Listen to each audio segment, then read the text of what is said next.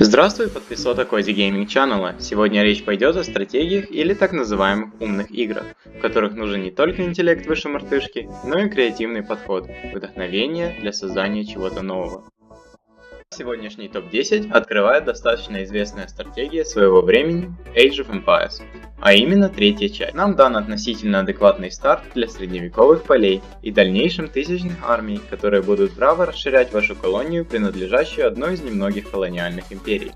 Игра является стратегией в реальном времени, без доступа к паузе, что придает игре своеобразную сложность. С точки зрения графики, игра находится в 2005. Игра в свое время уже отжила, но навсегда останется в сердцах ее фанатов. На данный момент игра стоит 479 гривен или же 549 рублей. Девятое место заняла малоизвестная стратегия Tropico 5. Игра заключается в установлении диктатуры в условной банановой республике и устойчивое развитие от колониальной до современной эпохи. Игроку предоставляется возможность создания собственной династии, кроме как частички Sims, это за собой ничего не влечет. Дальше правь, воюй и лоббируй с крыши своего дворца. Игра радует своей аутентичной карибской музыкой и достаточно привлекательной картинки. В конце концов, побыть диктатором пару часиков понравится многим, но поклонники серии могут праздновать по поводу недавнего выхода шестой части. Tropico 5 стоит в Steam 279 гривен или же 435 рублей. Восьмое место с уверенностью, но для многих наверняка удивлением, занимает Cities Skylines. Игра является градостроительным симулятором с многочисленными опциями строительства и соответственно развития города.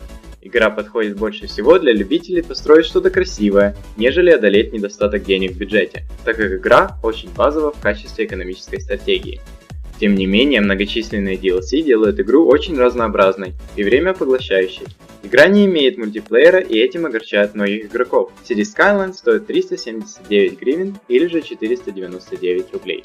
Седьмое место этого топа досталось пошаговой стратегии от Firaxis, седьмая Civilization Beyond Earth. Такой себе Stellaris в стиле Civilization. То же самое пошаговое развитие на неизвестной планете с монстрами вместо варваров и объединенными странами, как, к примеру, Славянская Федерация. Есть расширенный выбор способностей ваших колонистов, космического корабля и вашего груза. Игра имеет характерные черты, вроде энергии вместо денег и городов на воде. В целом игра достойна внимания, но скорее всего рекомендуется только лояльным игрокам серии. Игра стоит 529 гривен или же 1299 рублей. Шестое место является намного приземленнее, чем предшественник Banished, в переводе «изгнанный».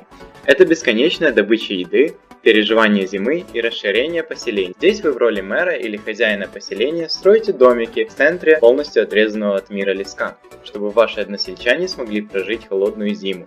Игра достаточно интересна для нескольких часов, хотя бесконечное вымирание от голода или болезни вывело немалое количество геймеров. Правильный расчет ресурсов, людей и времени даст возможность игроку спокойно, хотя бы 4 года. Или нет. Фанаты спокойных постепенных игр с развитием собственного города обходят игру стороной. Стоит игра 279 гривен или же 399 рублей.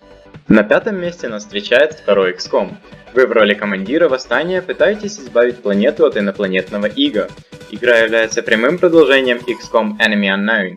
Кроме как графики и вариации одного и того же сюжета, игра не изменилась. Вдобавок, с относительно новым дополнением War of the Chosen, игроки могут испытать разные виды тактик, от засады до старой доброй тактики за родину. Хоть игра не столько стратегия, как пошаговая тактика, в ней все же присутствуют механики, заставляющие задуматься и провести время с удовольствием. Стоит игра 679 гривен или же 1699 рублей. Четвертое место досталось третьим казакам. Долей своего происхождения и субъективности автора, казаки могут смело претендовать на лучшую серию стратегий всего времени. Казаки 3 являются неприкрытым ремейком первой оригинальной части. В роли одной из стран средневековья игрок должен развивать свою армию и выносить противников. Комбинации приятной графики, мультиплеера и исторической точной кампании гарантируют игрокам занимательное времяпрепровождение. Стоит игра 279 гривен или же 949 рублей. И наконец-таки, седьмая Civilization 6 занимает третье место. Новейшая игра в этом списке, а также must-buy для стратегов. Графика игры значительно отличается от предшественницы своей мультяшностью, а также набором отличных от предыдущих механик, таких как лояльность, культурные цивики и новейшее в жанре глобальное потепление. С последним дополнением Gathering Storm углекислый газ от фабрик и завода будет играть против игроков. Проиграть игру из-за рандомного вулкана и наводнения теперь реально. Погода влияет и на войны. В целом, к примеру, Россия не получает урона от снежных бурь, реализма хоть лопатой греби. Стоит отметить, что некоторые аспекты игры до сих пор являются сырыми, но как показала практика, разработчики не медлят с патчами и фиксами. Стоит только надеяться на снижение цен и дальнейшие новинки. Стоит игра на данный момент 525 гривен или же 1999 рублей. Hearts of Ironfall или же День Победы занимает второе место в этом топе. Стратегия в реальном времени погружает игроков в 1936 год в качестве лидера одной из существовавших в то время держав. Главные страсти разворачиваются среди главных мировых империй. Планы гитлеровской Германии по захвату мира, СССР со своей мировой революцией пролетариата и американская мечта по установлению демократии – это лишь вершина айсберга. В общем, всего, что эта игра может предложить игрокам, и не сосчитать. Недавно вышедшее дополнение Man the Gun усложняет и в то же время углубляет механику морского боя, добавляет больше возможностей для мирового захвата, в особенности за Британскую империю, которая получила новое дерево фокус. В целом, для задров истории, кем я точно не являюсь, игра придется по душе. Стоит игра 479 гривен или же 699 рублей.